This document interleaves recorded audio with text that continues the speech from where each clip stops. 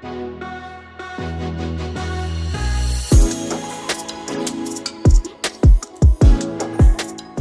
to this week's Q&A. We've got a really interesting question from one of our viewers in Singapore this week, and this gentleman's asked a question in relation to how he should prepare for repatriation to Australia. He's an Australian expat working and living in Singapore, and he's looking at potentially returning to live in Sydney in 1 or 2 years' time. So the question relates to what he should do with some of his current assets. He currently owns 2 investment properties, a house in Brisbane and a high-end apartment in the Gold Coast. And they obviously have different characteristics in relation to both, rental yields, income, outgoings, etc. So that's one concept that has to be looked at. However, the most important thing for this viewer is the ability to be able to borrow sufficient funds and have sufficient deposit capital, so you could buy a home that they want to live in later on in Sydney. Now that might cost $3 million at this point in time.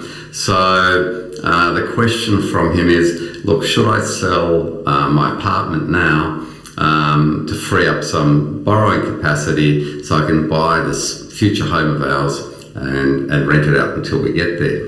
And the answer is really difficult because, these days Australian banks are always constrained by responsible lending guidelines. So the main thing there is how much money you can borrow really relates to how much income you make and your level of expenses, rather than the amount of capital that you have, because banks need you to have sufficient capital so you can put down your deposit. And if you're a client of ours, in most instances you only need to put down 15% in any case, so that gives you a far better option if you're an Australian expat than the normal person.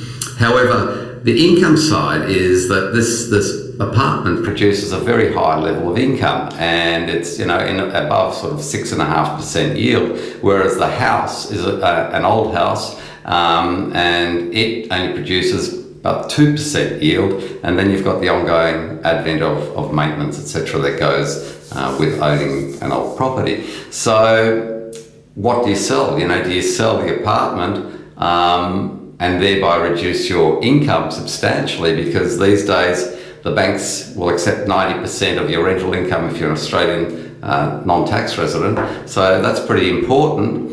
Or do you sell the house and pick up a larger capital gain and still maintain an increased income due to the rental income from the apartment? It's a really difficult choice to make. So my suggestion was, look, let's look at what the bank will lend you under both scenarios, because that way at least you have the information so you can make a well-informed choice as to what to do. Now, the end of this, however, I think is really important to understand that one should take care in relation to tax in terms of, if you're going to sell either of these properties as a non-resident, as an Australian expat, you're not going to get the capital gains tax discount that you would if you sold them when you move back to Australia. So you have to ask yourself the question, if you're going to buy a property in Sydney valued at say $3 million now, how much is that property going to go up over the next 1 or 2 years when you're potentially facing a capital gains tax bill of $700,000 or $800,000 selling the 2 properties that you're doing now, simply to get into the Sydney market now rather than later? So quite often people can make some really poor choices because they haven't thought through all of the sort of wrinkles in relation to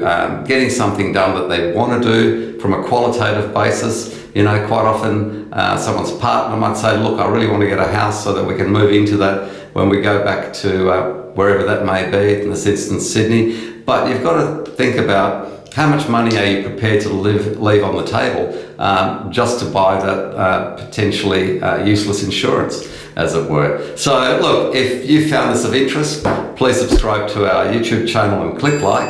Or if you potentially are in the same predicament or thinking about these things yourselves, by all means, please reach out, email us or call us, and we'll have somebody contact you to see if we can't help you with your own personal set of circumstances. I'm Andrew Unterweger, and I'll see you at next week's Q&A.